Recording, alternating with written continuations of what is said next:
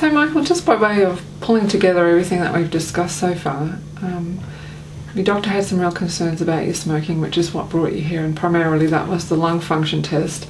And actually you've got some concerns about that too, concerns about your stamina and about if you have a family history of lung cancer. You're also a bit worried about money as well. And you scored very high on importance. It was very important for you to quit. But one of the things you did really identify that could be helpful would be some ongoing support with a health practitioner in terms of helping you to maintain, because it sounds like you're actually pretty good at stopping smoking. It's the maintaining that's the difficult part, and that some support would be helpful. So given all of that, what do you think might be the next step for you? I was hoping you'd come up with the answer to that, because I've given it a heck of a lot of thought over the years, and I mean, what do you reckon? So you're not quite sure about what would work for you right at this point in time, and I can give you a range of ideas that have worked for other people that I know, and maybe together we can come up with some additional ideas from there. Would that be helpful? Okay. Yeah. Okay. Let's try that. Okay. So in terms of ongoing support with a practitioner, sometimes people feel that it's helpful to have a medication in conjunction with care from their GP and some counselling at the same time.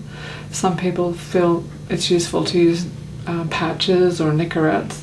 Other people find hypnosis is useful. Sometimes people feel that just having counselling and having some ongoing moral support as they're going through the process is a useful thing too. Can you think of any other ideas that you've heard? Well, short of sort of sacrificing a black cock in a white chalk circle, I think that's probably like hypnotherapy. It's a bit. Apart from the fact that you have to get to sort of trust the person that you're actually going to. It's a bit hocus pocus for me. But yeah, I think the counselling idea sounds probably better. I've tried patches, I've tried Nicorettes and so on, and usually just fine. I mean, I remember ripping the patch off one time and have a cigarette instead or whatever, but... that didn't work for you? No.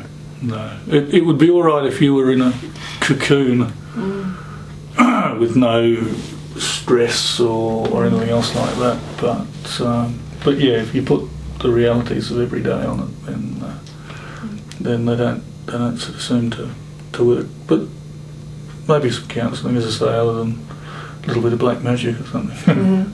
So you think that having some one-on-one counselling, coming here and have sessions with me, might be something that would really help you to maintain?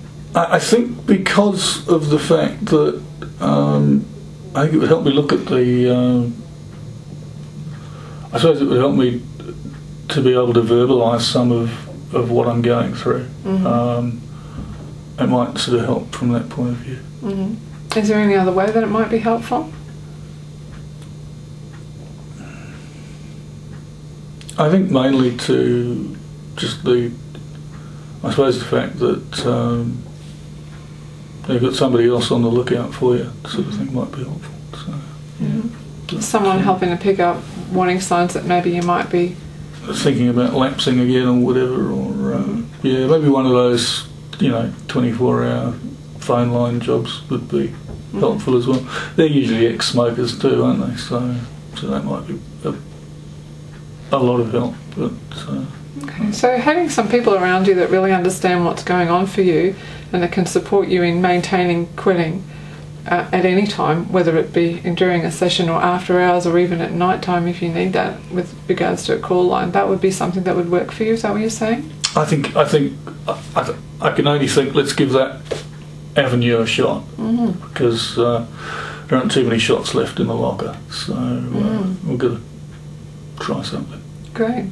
And so if I asked you to rate that again on confidence, with 1 being not at all confident and 10 being very confident, where would you rate yourself now on feeling ready to have another go? I think probably, certainly at a halfway, probably a 5 or a 6 even, because I don't have a choice in not choosing to do one or the other. and at least this one we might well be able to crack it this time. Great. Okay. So what might be the first step then? What would you like to do next? I did one of those smoke ender courses one time, and I know we spent a lot of time looking at when we smoked. Mm-hmm. So maybe that's something I should be doing, is trying to work out when my urge to have a smoke is greatest, other than just sitting there chain smoking or whatever. So Okay. that might be something useful to do. So having a look at the actual habit of your smoking might be something that we could look at in our first session together. Is that what you're saying? Yeah, Okay. yeah. If I go off and have a think and try and work out, you know. Yeah, I'm as bad as a mate of mine who lit both ends of a rollie one night because it was dark when he lit it the second time. I usually turn the light on to have a cigarette, but yeah, maybe that's something I can look at and try that. Mm-hmm. And do you feel ready to book an appointment at this point? Yeah. Okay, great. Thank you.